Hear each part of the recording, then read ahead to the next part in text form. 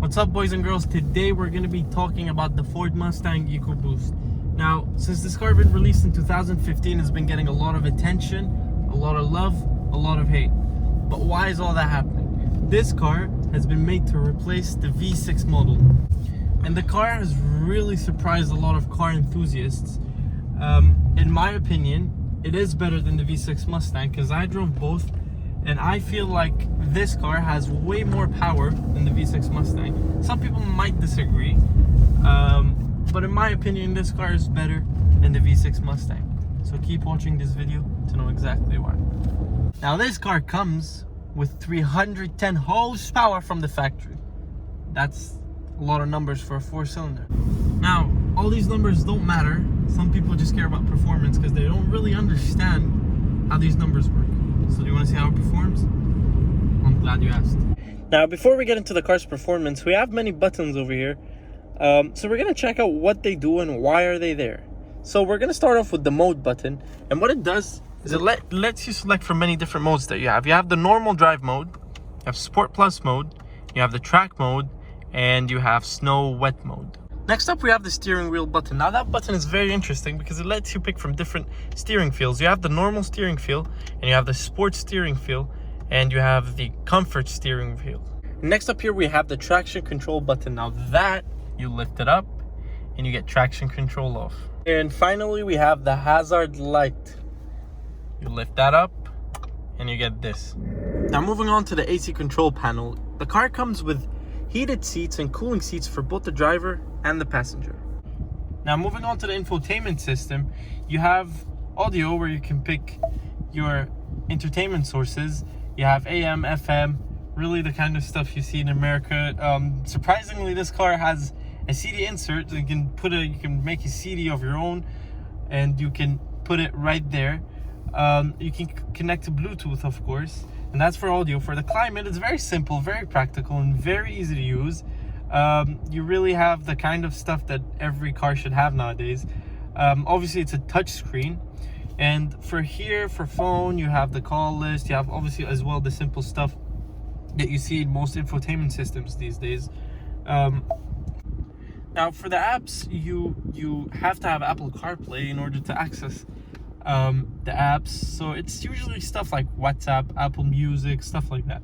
Moving on to settings, you have the 911 assist, which you don't need in the UAE because it doesn't really work here.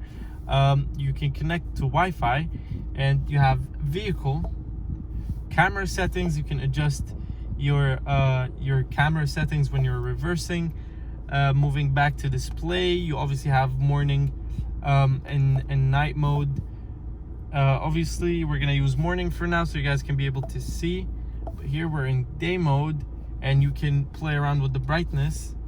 And yeah, that's really it for the infotainment system.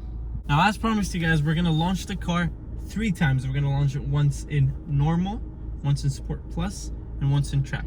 So right now we are in drive mode, no Sport Plus, nothing. We're just gonna try it out like that. So let's see. Full brakes in, give it some gas, and up we go.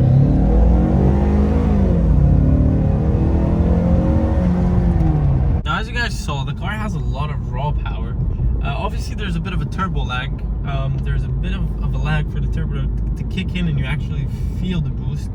But other than that, the car really gives you what you expect from it. Now, guys, we're going to launch the car in Sport Plus. And as you can see over here, it is already in Sport Plus and it's ready for a good launch, hopefully.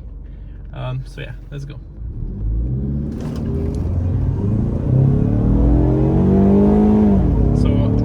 Very late shifting compared to the first launch.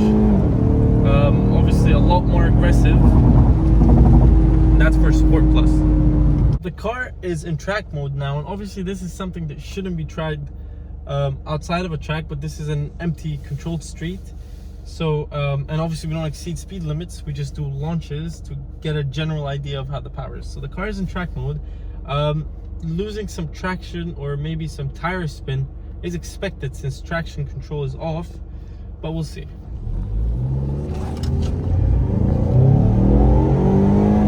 little bit of lost traction.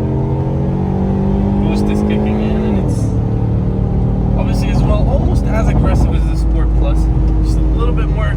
and obviously because of the traction control, the car really has more power to spin the wheels.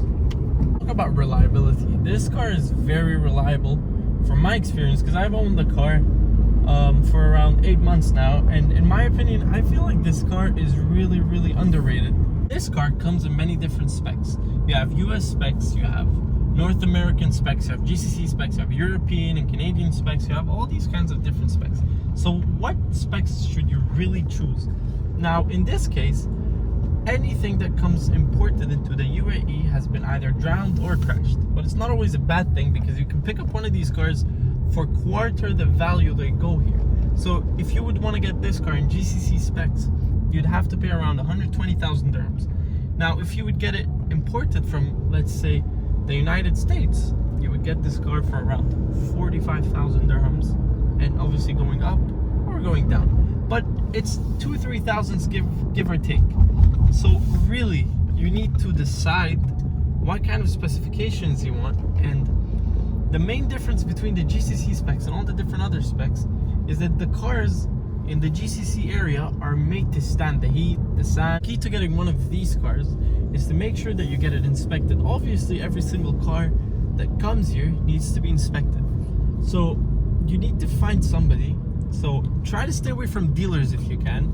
Not all of them are bad, but most of them really don't care and they just want to sell. But if you have a private owner, for example me, and I want to sell this car, I'm pretty sure that it's drivable, because it's a car that I've driven for a good while. Now, let's talk about the main features of this car. This car is a 2.3 liter engine, turbocharged, and it comes with 310 horsepower. Now, it's been said that this car's 0 to 60 time is just 4.6 seconds, which is wow for a 4-cylinder. But from my experience and from the experience of the many people I know that own a car like this, it's around the 5.5 seconds, something like that. So obviously it's not a very big difference, but that's that. Now, before I end the video, I want to show you guys around the exterior of the car. So let's go do that.